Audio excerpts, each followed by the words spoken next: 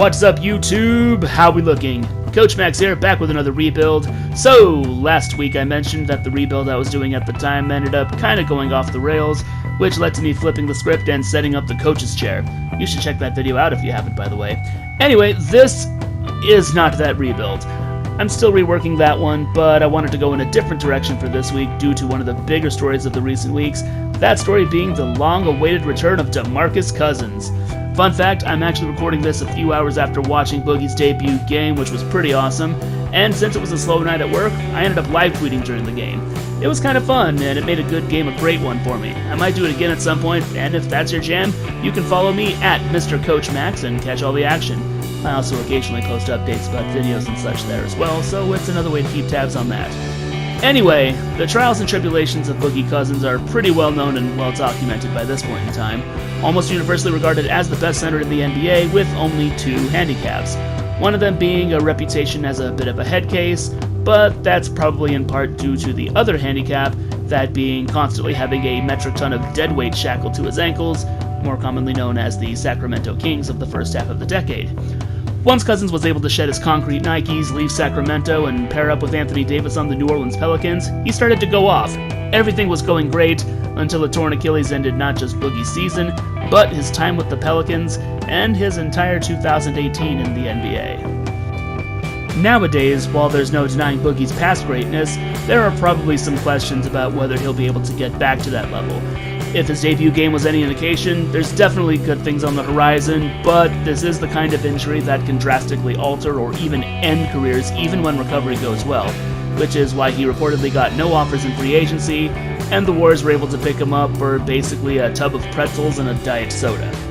DeMarcus Cousins, despite being a 4-time All-Star and 2-time All-NBA selection, has yet to play in the postseason, and even if he does come back and play in the playoffs this year, or even wins the title, there'll definitely be people wondering if it was due to his prowess, or because he was hitching a ride on the Warriors bandwagon express.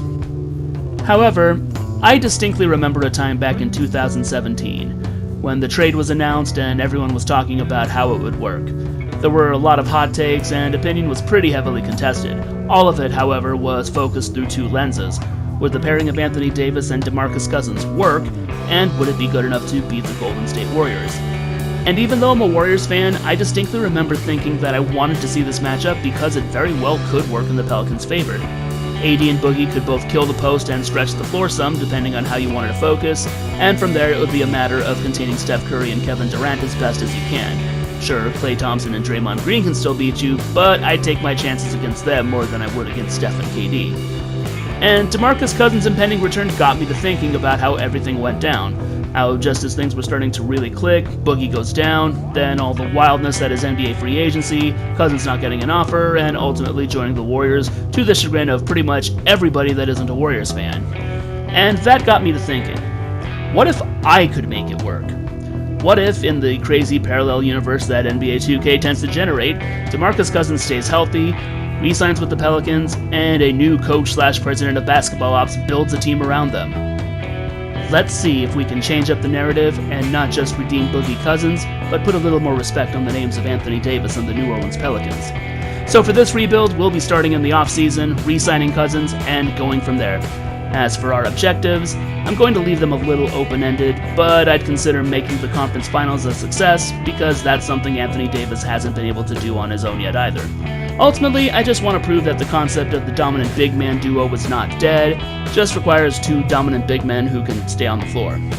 Alright, let's run it. So just to give you guys an idea of what we have to work with here, I've got the salary cap table screen open and sorted by overall rating. So Anthony Davis and Jrue Holiday are both locked up long-term, DeMarcus Cousins will be re-signed and also locked up long-term for the max or pretty close to it. And more than likely, we'll be picking up the option on Nikola Mirotic's contract since he is currently our starting small forward.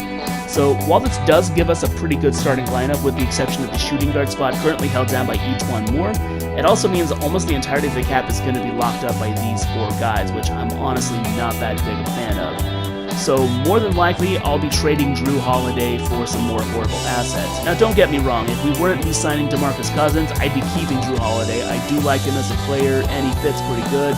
But that contract is just a little bit too good to work with when we have Anthony Davis and DeMarcus Cousins on this roster. Funnily enough, whenever I rebuilt the Pelicans in 2K18, the first thing I did was trade away Jrue Holiday's contract because that overall was not great for the money he was getting paid. But now he's really developed and kind of come through, so he would be a keeper if we didn't have DeMarcus Cousins on the roster. So sorting it by salary just so you can see what other contracts we have to work with. Solomon Hill's contract is quite frankly horrible, so he's going to be one of the first to go. Each-one Moore's contract I don't really like, but I don't have another option at shooting guard right now. If we're able to get a first-round draft pick high enough to get, say, maybe Mikal Bridges or Lonnie Walker, then I might go ahead and offload him. We'll see. Alexis Ajince's contract is not needed since we do have Check Diallo's option that we can pick up, so he's going to go. Darius Miller, we're going to take this option. He's going to be the backup small forward so we can get rid of Solomon Hill. Check Diallo, same thing. We're picking him up so we can be the backup center. DeAndre Liggins, we do need a backup shooting guard, but I'm pretty sure I can get one for just as much and maybe even slightly better in free agency, so he's going to go. Frank Jackson is locked up for this year and has an option for next. We're probably going to plonk him in the G League unless I can't find a better backup backcourt player. And that pretty much covers who we actually have. Almost everybody else who isn't on contract isn't going to be with this team anymore. So let's go ahead and take a look around and see what we can do. So just before the start of the NBA draft, I did a little bit of trawling on the Trade Finder to see if I could find my way into the first round. There were a lot of offers I didn't like, and then this one I kind of sort of do. Sending Solomon Hill, Each-one Moore, and our 2019 second-round pick to the Clippers in exchange for the number 12 pick and Boban Marjanovic. This is a bit risky since we are sending our starting shooting guard over, and there's a good chance we may not be able to easily replace it with something comparable. But I like this deal because it gets rid of a contract we don't want in Solomon Hill, and it gives us a good backup center in the form of Boban Marjanovic. And with that draft pick, we should, in theory, be able to replace Each-one Moore, crossing our fingers depending on what the other teams ahead of us take. I'm probably going to see if I can move up a little further up by maybe sending the number 12 pick to someone else in exchange for a higher pick. We'll see how that pans out. Alright, not bad. Another contract shed. We can send Alexis Ajince and the number 12 pick over to the 76ers for the number 10 pick. I'm definitely okay with this, so we're going to do it. So, at the 10th spot in the draft, Jaren Jackson Jr. and Mo Bamba are both still available, which is kind of surprising, but at the same time not. Whenever you do a historical draft in 2K, it doesn't tend to follow history very well. Now, if we didn't have Anthony Davis and weren't planning to re-sign DeMarcus Cousins, I'd be picking one of these guys without hesitation, but as it is, picking up one of them is just going to have them on our bench, and I don't really want to pick up one of these guys just to have on the bench, especially when we need a backcourt player way more than we need a backup frontcourt player. Now, the 2K generic point guard and shooting guard here both kind of have abilities I like. I do like backcourt players who can be gunners, but they don't have as much upside as I'd like to see. So we're actually going to go with Mikal Bridges. He doesn't quite fit the mold that we want. He's a little bit more of an all-rounder, but I think he's going to develop and turn out to be really good, and that is something we need. So Mikal Bridges, welcome to the New Orleans Pelicans. So in 2K drafts, you don't normally find a lot of value in the late second round, but occasionally in historical drafts, something will fall through the cracks. And in this case, Sviatoslav Mikhailuk happens to land in our laps at pick 51. So, let's draft him. The player options, as I said, we're taking Niko Mirotic's, we're taking Darius Miller's, we're taking Check Diallo's, we are not taking DeAndre Liggins. I'm pretty sure I can find something better.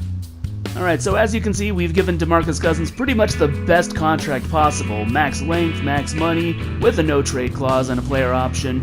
And we are the frontrunners to get him back, so hopefully this means we get him back and some other team doesn't pull one out at the last minute here. And to be honest, the whole imbalance of salaries just kept eating at me, so I decided, let's see what kind of offers we can get for Jrue Holiday at this point, and there are two good ones that I'm considering at this point in time. The first is sending him to the Dallas Mavericks in exchange for Dennis Smith Jr., who's still on his rookie contract, and the other is sending him to the Nets in exchange for Spencer Dinwiddie and Jeremy Lin, both on expiring deals.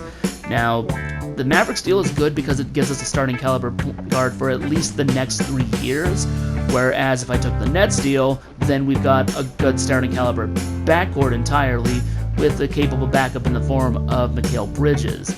So these two deals are actually both really good, and I'm having a bit of a hard time deciding between those. you know what, this is going to take a little bit of time. I'll be back. Alright, so after quite a bit of thought, I decided to go ahead and go with the Mavericks offer in this case. While the Nets offer is very intriguing and would give us a very solid starting lineup, I like Dennis Smith Jr. a little bit better. I think he has more upside, and the salary is also more reasonable. Plus, my thought is Dennis Smith Jr. and Mikal Bridges can grow together in the backcourt and eventually become pretty strong. So we're probably not going to be in contention this season, but we should be in a better place for next season, if that makes sense. So let's go ahead and do this deal. Alrighty, DeMarcus Cousins has agreed to sign with us. We are officially in business. The rest of this free agency period is not going to be too exciting. We're just going to be rounding out the bench and the reserves. So if anything else interesting happens in the offseason, I'll let you know. So there's one interesting consequence of all the trading I've been doing. We are actually $13 million under the salary cap at this point, which honestly I wasn't expecting. So once I saw that, I thought to myself, let's see if we can upgrade this backcourt a little bit more. There weren't really a whole lot of options to do that, but there is this one, Marcus Smart. Now, he is a restricted free agent, and I fully expect Boston to go ahead and match this offer. So part of the reason I'm doing it is just to get them to pay up a little bit more for Marcus Smart. Worst case scenario, I can find some guys on minimum deals like Raymond Felton or Tony Allen to round out the bench. So this is pretty much playing with house money at this point. So let's make the pitch and see what happens. What's the worst that can happen? Boston matches it, right? So let's do it. We are just about ready to kick things off here in Season 1. Let's go over the rotation real quick. In the backcourt, we have Dennis Smith Jr. and Marcus Smart, who Boston did not match for. At the 3, Nikola Mirotic. At the 4, Anthony Davis. And at the 5, DeMarcus Cousins. Mikal Bridges will be the first man off the bench, followed by Boban Marjanovic and Cheick Diallo as our backup bigs. And rounding out the bench will be Darius Miller and Brandon Jennings. In the reserves, we have Jeff Withey, Murray Spates, and Derek Williams. Frank Jackson and Sviatoslav Mikhailiuk will be going to the G League for additional development. So we've got a pretty good starting lineup. I'm not the biggest fan of our bench. I don't think we're going to be contending this year, but we have good foundations for next year with Mikal Bridges, Frank Jackson, and Sviatoslav Mikhailiuk locked up long term. And with the additional development, they should be ready to go next season as a good, solid core. So we're going to do a little bit more off-screen tinkering, and then we will be ready to get underway. Alright, it's just about time to get this Pelicans party started. Our team chemistry is not as bad as I thought it was going to be, all things considered. So as far as difficulties to overcome in the first half of the season, it's probably going to be more about the bench than it is our low team chemistry. So we're going to be sitting towards the All-Star draft as we have been, but if we're not in contention, I'm going to go ahead and embrace the tank before the trade deadline and see if I can turn Niko Mirotic and possibly Boban Marjanovic into assets for later on. But that's it. If anything else interesting happens, I'll let you know. But for now, let's get this show on the road. Ready? Break! Bruh. And already we're starting off with an injury. Dennis Smith Jr. is injured in the first game of the season, but it's not bad, so we're just going to leave the rotation as it is. Keep going. See, he's already back in action before the first game. We got our first win against the Kings, first trade that we're not going to take, and things are going to keep moving along. We get another win. Moving on. 3 wins in a row. This is, okay, better than I thought we were going to be doing. Another L, another W. Things are going pretty well, all things considered. This is actually a trade I would consider, but I would actually prefer to have Sviatoslav Mikhailiuk on our team still, so we're going to decline that. Alright, so we made it through. Okay, now we've got our first bad injury, and it's DeMarcus Cousins. Wow, we are off to a horrible start already. Our feature player is going to be missing pretty much the entire season. Once again, wow.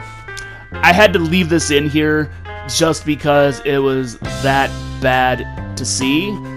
Wow, I don't know what to say. This is the kind of thing that ruins a rebuild almost immediately. But, you know, what can we do? So I'm going to go ahead and figure out what to do about this, and we'll keep going. We're going to keep going with this rebuild, don't get me wrong. DeMarcus Cousins will still be our starting center next season, but, you know, we'll see what happens here. Actually, you know what? No. I refuse to accept that in a rebuild centered around DeMarcus Cousins, and to a lesser extent Anthony Davis, and whether the two can make it work on the Pelicans, that we're going to be without our feature player for 4 to 6 months. Now, if this were a more general rebuild, okay, dealing with an injury to a star player is something that we have to deal with. But this isn't a general rebuild. This is supposed to be redeeming DeMarcus Cousins. This is supposed to be an experiment. This is not supposed to be, oh, we're going to prove every team who didn't offer him a contract was correct because he was just going to get injured again at the beginning of the season. So I'm going to use the executive coach veto power and get rid of this injury so we can move forward with DeMarcus Cousins. So give me one moment. Let me get that taken care of. Alright, that's much better. I swear, when I'm doing this just for fun, I don't get hit with injuries nearly as badly. It must be the Let's Play curse, or whatever the 2K version of it is. Alright, that's enough of that. Moving on. Alright, so we got an interesting trade offer here at the end of December. The Pistons apparently signed Joffrey Laverne in free agency, and they're going to offer him to us straight up for Boban Marjanovic. I like both the players. Joffrey Laverne is actually a little bit better overall, and he's on a more reasonable deal, so this is actually a pretty good trade for us, so I'm going to go ahead and take it. So a week after we trade Boban Marjanovic, we get this offer from the Hawks, sending them Nikola Mirotic and Maurice Spates, who's not currently getting any game time for us, in exchange for Taurean Prince and Alex Len. I like this deal, actually. Taurean Prince is comparable to Nikola Mirotic, but has a little bit more room to grow, and Alex Len is a very capable center off the bench. I don't really like his contract all that much, but I can probably flip that into something at the end of the season, or before the draft, or free agency, or what have you. And this gives us a very good backup big rotation, so that spot will be held down when Anthony Davis and DeMarcus Cousins are not on the floor. I'm going to go ahead and do this deal. So since we've made some fundamental changes to the roster, here is the new rotation. The backcourt is still Dennis Smith Jr. and Marcus Smart. Taurean Prince replaces Nikola Mirotic as the starting small forward. Anthony Davis and DeMarcus Cousins are at the 4 and 5 still. Mikal Bridges is still the 6th man since the wing spot is our weakest spot in the starting lineup, so I want him to get plenty of game time. Followed by Joffrey Laverne and Alex Len as our bigs off the bench. Darius Miller and Brandon Jennings are still the backup small forward and point guard respectively. Our reserves are now Czech Diallo, Jeff Withey, and Derek Williams. Frank Jackson and Sviatoslav Mikhailuk are still in the G League, as I mentioned before. So probably the priority for the next offseason will be upgrading the backup small forward and point guard spots.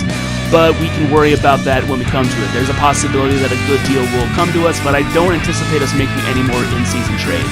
So unless something interesting happens, I'll see you at the All-Star Draft. At the beginning of January, Anthony Davis dislocates his left shoulder, which is kind of crushing, especially going into the All-Star break. Unlike the DeMarcus Cousins injury, which I deem flatly unacceptable, I'm going to go ahead and push through this and deal. Plus, we do have a pretty capable backup big rotation, so I'd like to see how they do. Alright, so we've made it to the All-Star Draft. The good news is Anthony Davis recovered from his injury in time. The bad news is Czech Diallo pulled a lower back muscle and is going to be out for quite a while. But since he's not in our rotation, that is not quite as bad as you might expect. James Harden and LeBron James are your All-Star captains. LeBron James staying in the East in this version of NBA history. We have some interesting selections, namely Hassan Whiteside, Ben Simmons, and Nikola Jokic all making it for the first time. And as well, DeMarcus Cousins and Anthony Davis are both in. Usually in my rebuilds, our stars usually don't make it for whatever reason, so it's good to see that in this case we got both of our guys in there. Going over our record real quick, we are currently 31 and 22, which is good enough for the 4th seed, so I'm going to consider us officially in contention. I mean, we already traded away Nikola Mirotic and Boban Marjanovic, so I don't really have any moves that I can make. But we're going to go ahead and stick with that. So this is heartbreaking. In the last game of the regular season, Mikal Bridges sprains his ankle and he's going to be missing a month of time. So that's kind of a letdown. I mean, his season wasn't all that great, but he was still an important piece coming off the bench, so it's kind of bad to see. So I'm just going to have the CPU adjust the rotation and just rejigger it for the playoffs anyway. And moving on while it reloads. Okay, LeBron James is your MVP on the Cavaliers, averaging 33.4 points, 8.8 rebounds, 8.9 assists, 1.8 steals, and 1.2 blocks. That's pretty impressive. I think those numbers are up from his performance last year. Oh yeah, that puts him in most improved territory if we're going to be completely honest. Okay, moving on. Marvin Bagley III is your Rookie of the Year on the Pistons, averaging 18.5 points, 9.3 boards, 0.6 assists, 1.2 steals, 1.3 blocks. Pretty interesting to see him win it as opposed to Luka Doncic or Trae Young or one of the more typical names, but hey, props to him. Malcolm Brogdon is your 6th man of the year, 12.5 points, 2.8 rebounds, 6 assists coming off the bench. Kawhi Leonard is your Defensive Player of the Year. Anthony Davis was in the running, but Kind of hard to compare against 23.4 points, 7.4 boards, 3.7 assists, 2 steals, and 1 block. Jordan Clarkson is most improved with 15.7 points, 2.2 rebounds, 4.6 assists. Those numbers have to be up at least a little bit from his trade days. Yeah, it's a little bit of a jump. Quite frankly, I think LeBron James improved more, but what can you say? Besides, I like Jordan Clarkson, so I'm okay with him winning this award. Steve Kerr is your coach of the year, with leading the Warriors to a 62-20 record. They've been doing pretty good lately in real life, so I think they're going to actually hit this mark easily. And moving on to your All-NBA teams, your first team, Russell Westbrook, James Harden, LeBron James, Giannis Antetokounmpo, and Joel Embiid. Your All-NBA second team, Stephen Curry, Chris Paul, Kawhi Leonard, Paul George, and Karl Anthony Towns. Hopefully we make it on the third team, and that's going to be John Wall, Kyrie Irving, Ben Simmons, Kevin Durant, and DeMarcus Cousins makes it on the third team. Anthony Davis does not. Hopefully he makes an all-defensive team. The defense team will be Victor Oladipo, John Wall, Kawhi Leonard, Giannis Antetokounmpo, and Rudy Gobert. And your second team, Drew Holiday, who we traded to the Mavericks, Russell Westbrook, LeBron James, Draymond Green, and Joel Embiid. So no defensive team for Anthony Davis. Kind of sad to see. All-rookie first team, Marvin Bagley III, Luka Doncic, Trae Young, DeAndre Ayton, and Wendell Carter Jr. And your all-rookie second team, Jaren Jackson Jr., Mo Bamba, Jesse Hawkins, one of the 2K generics, Robert Williams, and Michael Porter Jr. Mikal Bridges did not make it, but I kind of wasn't expecting him to, if we're going to be honest. So, while the Warriors did get the first seed, we are the third seed taking on the San Antonio Spurs in the first round. So just one moment while I go fix the rotation that the CPU decided to screw up for me, and I'll be right back. So while I could put Frank Jackson or Svi Mikhailiuk into the rotation, I actually don't want them to play, because that way they'll be considered rookies for next season and potentially be in a better position to win some awards. Yeah, I'm kind of gaming the system. What are you going to do about it? So instead, we're just going to run with a 9-man rotation here in the playoffs until Mikal Bridges comes back. So the starting lineup has no change. Alex Len will now be the 6th man. He's an 80 overall with the help of team chemistry, which is pretty impressive. I may be able to turn that into assets later on. Who knows? And then Joffrey Laverne, Derek Jones Jr., who I decided to call up from the G League and then replace Derek Williams with because he just got that good. And then Brandon Jennings rounds out the last man of the rotation here. And our injury ballot replacements, Czech Diallo, Darius Miller, Jeff Whitby. Mikal Bridges is just sitting on the bench in street clothes, and Frank Jackson and Svi Mikhailiuk will just not dress out. But we do have a pretty hard challenge in front of us, as the Spurs are still pretty dominant since they still have Kawhi Leonard and LaMarcus Aldridge. DeJounte Murray is at the starting point guard spot. Looking at the rest of their roster, they still have Kyle Anderson. They picked up Gerald Green. Manu Ginobili's actually still here. He didn't retire in this version of history. They drafted Grayson Allen. Patty Mills is injured, so that's at least one bit of good news for us. Bryn Forbes, Danny Green, Cole Aldrich, Anthony Tolliver. Okay, so we're not too worried. They're not overly deep, but that star-studded lineup is definitely worrisome. I'm pretty confident of our chances, but, you know, it could be 50-50. Let's go ahead and kick this off. Simulate the first game. They take the first, and they take the second. Okay, it's not looking good for us all of a sudden. I'm not too happy with that. Let's hope we take game 3 at the very least. Do we take game 3? We don't take game 3. I don't know what's going on. The Spurs just... It's the Kawhi Leonard effect, I'm going to assume. So I'm going to go ahead and simulate this with SimCast, just to kind of see how it actually pans out, but, you know, I'm not optimistic.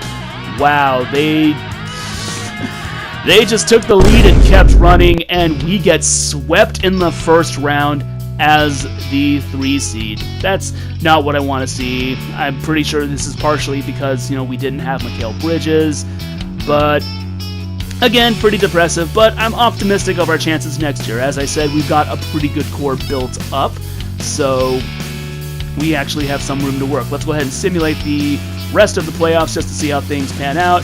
The Warriors win the NBA championship once again. Kevin Durant is your finals MVP with 33.2 points, 7 rebounds, 4.4 assists, 2 steals, and 2 blocks. He just balled out. Okay, so I do like how we did in the regular season. We put together a 53-29 record.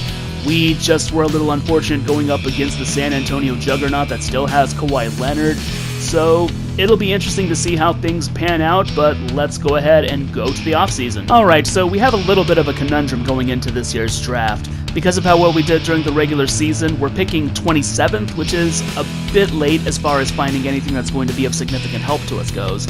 But I like all the assets we have, so I'm not really willing to give any of them up just to move ahead in the draft. Maybe I can finesse some team into letting us move up in exchange for a later pick, I'm not sure, but it's not really going to be a priority.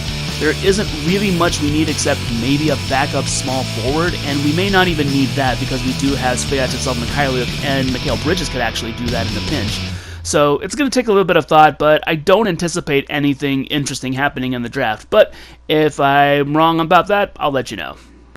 So I stuck with the 27th pick. There weren't really any good offers for moving up, and nobody wanted to offer me anything nice in exchange for the 27th pick, so I figure I'll just take it. So there's a few decent overalls, but not a lot of upside. So I'm going to go ahead and go with Mr. Eurostash Derek Lindemann here, and hopefully he'll be ready to go in the third season of this rebuild. Now, the qualifying offer of Cheick Diallo is worth talking about. He was willing to sign an extension with us, but he wanted $10 million a year, which I think is a fair price, albeit somewhat on the high side, but it's not something I'm willing to pay for someone who is basically the 11th man on a 10-man rotation at this point. But I'm going to go ahead and extend the offer because we're basically playing with house money. If some other team wants to pay him, cool, that's less salary cap that they have to work with. If they don't and he takes the offer, then we've got our 11th man for a good price, and we may be able to use him to get something that we actually need later on down the line. So either way, I don't lose in this situation. Right, here are the rotations going into Season 2. The starting lineup is still the same with Dennis Smith Jr., Marcus Smart, Taurean Prince, Anthony Davis, and DeMarcus Cousins. Mikal Bridges is still the 6th man, followed by Alex Len and Joffrey LeBern. Cheick Diallo will be in the rotation for the time being. That overall rating is just too good to leave in reserve, and Seth Curry will be rounding things out for the time being. Speaking of the reserves, we have Omri Caspi, Sviatoslav Mikhailiuk, and Frank Jackson, both of whom will probably be in the rotation at some point once their morale recovers. And bringing up the rear is Kobe Simmons, one of our two-way players from last season, and Jeff Withey, who we ended up bringing back because he was one of the best centers available for an affordable contract. So again, not too much has changed with the rotation, but these overalls are very nice. I am very optimistic about our chances. Unlike the first season, our chemistry is good, our bench is good, so we should be good for the first half of the season.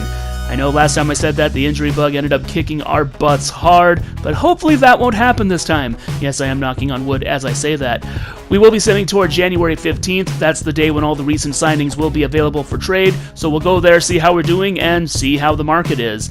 So unless something interesting happens, yes, I am still knocking on wood as I say this, I will see you at the All-Star Draft. So, it is January 13th. We managed to get this far with a pretty good record and only 5 minor day-to-day injuries, although Taurean Prince having 3 of those was a bit of a cause for concern. And then this happens. Alex Len, easily our best big off the bench, breaks his leg and is going to be out for close to 2 months. This is not good. This is a problem, is what I would be saying if we didn't have Cheick Diallo waiting on the wings ready to step in. So this isn't the Wizards rebuild where it happened to a starter and we were kind of screwed, but it happened to a bench player and we've already got a comparable replacement. I mean, it's not good news, obviously. I didn't want to lose Alex Len, but the fact that it happened to a backup and not to, say, Anthony Davis or Dennis Smith Jr. is still pretty good. Obviously, we're not going to be trading Cheick Diallo now. He is still a restricted free agent, so we might be able to pull the same magic that we did last season with him, and hopefully there. So we're going to go ahead and adjust the rotation. I'll see you at the All-Star Draft unless somebody else manages to break a leg. Yes, I am still knocking on wood as I say stuff like this. We made it to the All-Star Draft, and things are still looking pretty good for us. As far as the All-Star teams, LeBron James and James Harden are still your captains. DeMarcus Cousins and Anthony Davis are still All-Stars. Breaking in for the first time this season are Zach LaVine and Mike Conley, 2 of my favorite players, so it's good to see them in here. Record-wise, we are doing pretty good. We are at 35-19, which is currently the 3rd seed in a bloodbath of a Western Conference where there's only 3 games between 1st and 6th. So I'm pretty optimistic of our chances of making the playoffs. As for getting a good seed, that might be a little bit different. So we made it through the rest of the season without incident, except for the fact that I accidentally hit the wrong button and advanced past the award screen. So we have to go to the league history screen to show off who won what. LeBron James is your MVP once again. Marion Benjamin, one of the 2K generics, is the Rookie of the Year. Ivan Rabb made 6th Man of the Year for the Grizzlies. Giannis Antetokounmpo is your Defensive Player of the Year. And Isaiah Thomas on the Clippers is Most Improved. Unfortunately, I can't actually check the stats on this, so I can't see how much better he did now as opposed to last season. Your All-NBA First Team is Russell Westbrook, Chris Paul, LeBron James, Giannis Antetokounmpo, and Karl Anthony Towns. Your All-NBA Second Team, James Harden, Stephen Curry, Kristaps Porzingis, Ben Simmons, and Nikola Jokic actually break in this time around. Your All-NBA Third Team, John Wall, Lonzo Ball, Anthony Davis, hey, one of our guys made it, Draymond Green, and Joel Embiid. Your all-defensive first team is John Wall, Chris Paul, Giannis Antetokounmpo, Anthony Davis once again making it for us, and Rudy Gobert, who is on the Celtics. I didn't pick up on that before. And the all-defensive second team, DeJounte Murray, Russell Westbrook, LeBron James, Draymond Green, and Hassan Whiteside. And the rookie teams are pretty much full of 2K generics. None of our guys actually broke through this time around. One thing I actually did forget to double check is whether any of our guys actually made the Rising Stars Challenge, but probably not. It's very, very doubtful. Tyronn Lue ended up on the Rockets, and he is the Coach of the Year. The Rockets are the first seed in the West, which is pretty impressive. Alright, we took Game 1, so already we're doing better than we did last season, so I'm okay with this. Let's see, do we take Game 2? No, we don't. Hopefully we can take Game 3 at the very least. We do, so I'm liking my chances once again. This is a very competitive series, apparently. They take Game 4. We take Game 5. Hopefully we can take Game 6 and move on. And we do. We've made it into the second round. That's got to be good for DeMarcus Cousins, the first time he has advanced in the playoffs. Hopefully this isn't going to be like the first time Anthony Davis advanced in the playoffs, because they ended up getting swept by the Blazers. But thankfully, we're not playing the Blazers. They got beat by the Rockets. We changed up our game plan for this to take advantage of that front court mismatch I mentioned, and we took Game 1 as a result. Let's see if we can... Okay, this is not good to see. Dennis Smith Jr. hyperextends his right elbow, and he's going to miss 2 weeks. Okay, let me deal with this real quick. I am so glad we have a pretty deep bench, because we didn't lose a lot of punch in the starting lineup because we were able to slot Mikal Bridges in there, and we do take Game 2. This is the first time this rebuild that we've been up 2-0, so I hope we can continue this momentum. We move on. Okay, the Rockets do take 1. Hopefully they don't take 2. They don't take 2. We take Game 4. Let's see if we can finish it here. And we do. So we are in the conference finals. First time for Anthony Davis. First time for DeMarcus Cousins. This is great. The only problem is we're going to have to deal with the OKC Thunder or the San Antonio Spurs. Neither of those are challenges I'm looking forward to. Let's finish out the round. Alright, so we're going to have to deal with the Thunder and that crazy lineup. Not a very good start so far. OKC takes Game 1. Let's hope we can actually... Oh, this is actually good news. Dennis Smith Jr. is fully healed from his injury. We got him back at the exact right time. Give me 1 minute and let me get him back in the lineup. Thanks to Dennis Smith Jr., we come back and take Game 2. Let's hope the rest of the... Every time I get my hopes up, something like this happens. But again, thankfully, it is someone on the bench, so I'm not as worried as I might be. Give me 1 more minute, let me deal with this. Alright, we do win Game 3. I'm going to be crossing my fingers and hoping I don't get another injury notification when I try to simulate the next game. Hey, no injury notification, and we do take Game 4. So, if we win 1 more game, we're in the finals against the Cavaliers. So, do we get... Okay, I swear, at this point, it's just trying to mess with me at the point. 2K, seriously, what the heck, man? Let me deal with this one. Is it kind of bad that when I hit the simulate game button, I'm crossing my fingers more that I don't get yet another injury as opposed to winning the game? I don't know. What do you guys think? Let's do it. And yeah, we took the loss, but we didn't seem to get an injury, so I'm okay with this. And hey, Torian Prince is fully healed. I'm Gonna leave the rotation as it is right now.